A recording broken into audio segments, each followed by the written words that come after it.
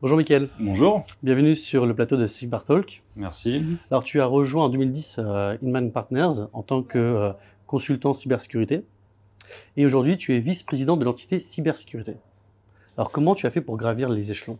Alors déjà, comment je suis arrivé chez Bejaflor à l'époque, Edmine Partners maintenant. J'ai eu deux premières expériences, plutôt dans le développement et dans l'audit IT, dans un cabinet du Big Four à l'étranger. Quand je suis revenu en France, je cherchais un cabinet à taille humaine et je cherchais à continuer à faire du conseil. Et au fur et à mesure des années, j'ai commencé à travailler sur des activités de moins en moins opérationnel, donc plus orienté business, management, ressources humaines. Donc j'en suis arrivé au grade de vice-président de cette manière-là, et j'ai gardé aujourd'hui la casquette people. Donc je joue l'interface entre toute l'équipe conseil et les équipes ressources humaines, formation, gestion de carrière. Ça, c'est un rôle qui me tient très à cœur. Justement, on va y revenir juste après. Tout d'abord, alors tu n'as pas de formation en cybersécurité, comment tu es monté en compétence du coup?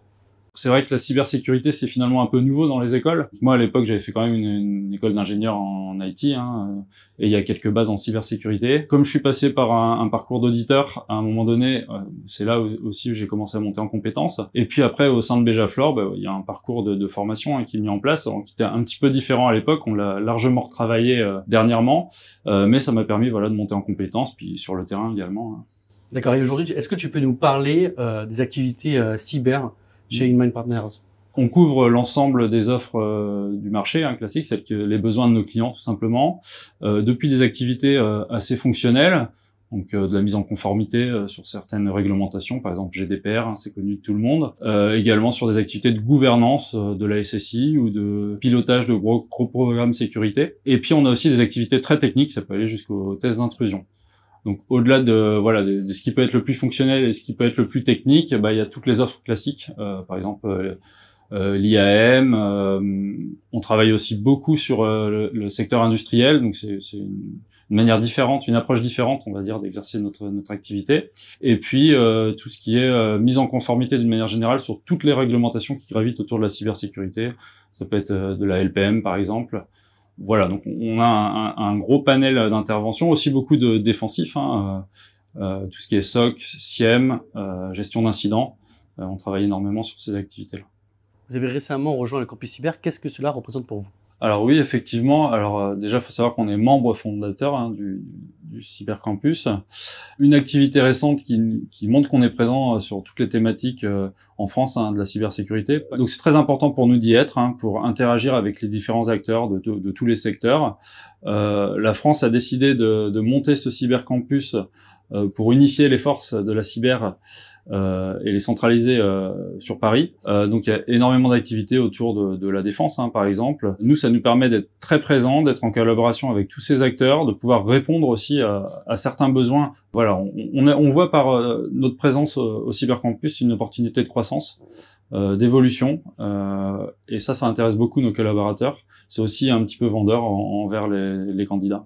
Et aujourd'hui, vous recrutez des profils assez juniors et vous les faites monter en compétences en interne. Comment se passe justement cette formation en interne? Bon, déjà, on recrute, on essaie de recruter également des profils seniors et des juniors. Il y a une tension du marché assez importante sur la cybersécurité, de par ce que je viens de vous expliquer, tout simplement. Il y a beaucoup d'écoles maintenant qui proposent des options cybersécurité, mais pas assez par rapport à la tendance du marché. Donc, on a essayé de trouver de nouvelles solutions. Donc on recrute des gens pas forcément issus d'options cybersécurité, mais soit d'une école d'ingénieur IT, soit pourquoi pas d'une école de commerce, enfin des bac+5 d'une manière générale. Nos critères vont donc bien au-delà de la cybersécurité. Donc certes, ils n'ont pas de formation, mais on cherche quand même des gens qui ont les appétences pour cela, des gens qui sur leur temps perso vont faire un petit peu d'IT, de cyber. Il y en a beaucoup.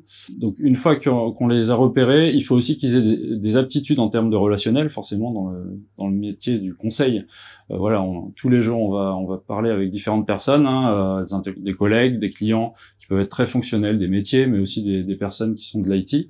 Donc il faut avoir cette capacité de vulgarisation, cette aptitude relationnelle. Parler anglais aussi, c'est important parce que c'est un contexte très international. D'autres langues, c'est un bonus également. Avoir cette envie d'avoir un certain impact finalement dans notre nouvelle société avec tous les événements que je vous ai évoqués précédemment.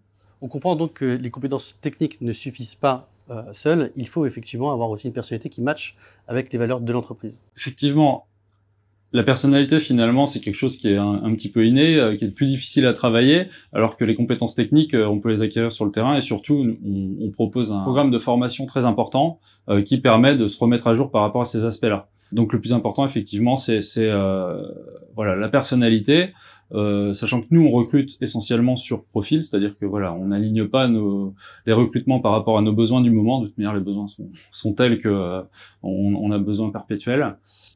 Et chose que je n'ai pas précisé précédemment, on recrute aussi énormément de stagiaires. Donc c'est un choix qu'on a fait il y a quelques années maintenant, et on est en pleine accélération par rapport à cet aspect-là, ce qui nous permet d'embarquer des gens beaucoup plus tôt, beaucoup plus longuement, et de les embaucher en les connaissant déjà bien. D'accord, donc quand on rejoint l'entreprise, par exemple via un stage, on a de fortes chances, si ça matche bien pendant le stage, d'avoir un CDI. Oui, parce que finalement, nos critères de recrutement au moment du stage sont les mêmes que si on le recrutait sur CDI. Donc voilà, on leur propose tout de suite des activités de consultants. Ils sont embarqués en mission avec d'autres consultants. On les challenge fortement. Généralement, ils apprécient beaucoup. On transforme assez naturellement ces stagiaires en CDI sur la fin du stage. Généralement, ça leur plaît également puisque ils se sentent embarqués. Vous recrutez une centaine de stagiaires par an au sein de l'entité cybersécurité, et certains finissent par signer un CDI. Qu'est-ce qui leur plaît le plus au sein de Inman Partners? Le fait d'être embarqués comme des consultants, finalement, d'être accompagnés aussi sur leur montée en compétences. On leur affecte un tuteur opérationnel, donc c'est un jeune consultant, pour que ça passe mieux, tout simplement. Ils se comprennent mieux aussi, voilà, moi si je suis un stagiaire, j'aurais peut-être trop d'exigences par rapport à lui, qui leur permet, voilà, très rapidement de se sentir comme un consultant. Ils sont également onboardés dans toutes les activités extra-professionnelles. On organise des team building, des pods business unit, diverses activités tout au long de l'année.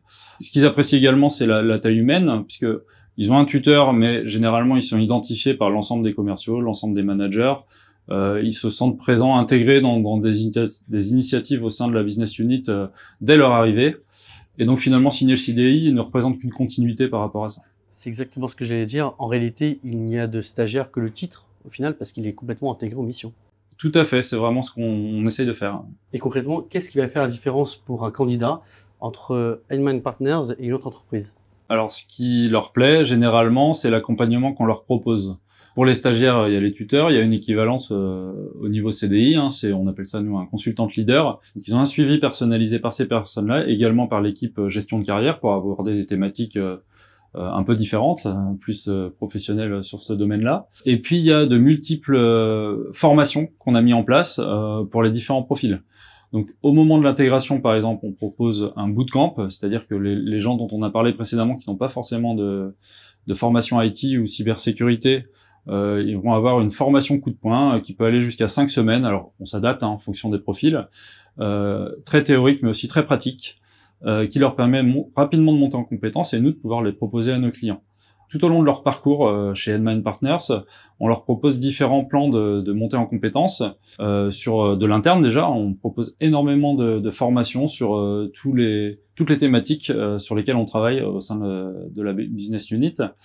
Donc au moment du confinement, on a finalement transformé une époque un petit peu difficile en opportunité de notre côté, en accélérant la formation de nos collaborateurs, notamment via des formations externes proposées, des formations certifiantes, par exemple sur des technologies comme le cloud, sur l'Active Directory, des choses comme ça qui sont très demandées chez nos clients. Il faut rappeler qu'en cybersécurité, la techno elle avance tellement vite qu'il faut tout le temps se maintenir à niveau. Et ça, en tout cas, on retrouve ça chez Inman Partners. Vous accompagnez les collaborateurs sur cette montée en compétences. Continue. Exactement. Donc le cloud, je viens de le mentionner. Il y a aussi tout ce qui est intelligence artificielle ou des thématiques comme la blockchain, par exemple. Il faut savoir qu'au sein de Inman Partners, on a une nouvelle business unit qui est un petit peu notre start-up en interne, qui travaille essentiellement sur ces activités-là. Donc notre business unit cybersécurité est très proche de cette nouvelle entité, puisque finalement ça marche dans les deux sens. Il y a l'IA pour la cybersécurité, mais il y a aussi la cybersécurité pour l'IA. Et ça, c'est quelque chose qui est très recherché par nos clients. Merci Mickaël. Merci Redchi. Et on retrouve Inman Partners sur CyberJobs.